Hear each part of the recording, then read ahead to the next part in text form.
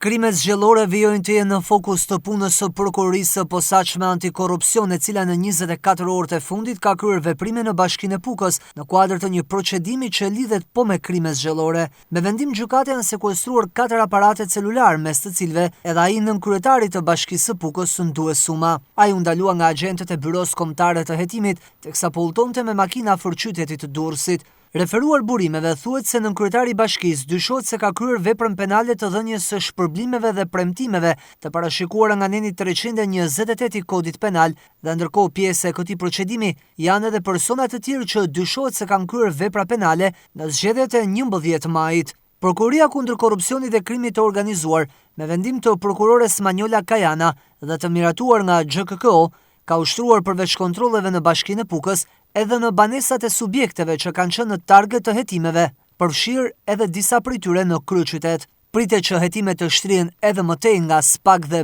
BKH, pasi krimet zgjelore tashmë kanë qenë në fokus që përparanisjes së fushatës gjatë muajit fushatës dhe ditën e zgjedhjeve të 11 majit. Paralelisht në të gjithë vendin janë mbi 180 raste të regjistruara si nga Prokuroria e Përgjithshme ashtu edhe nga SPAK.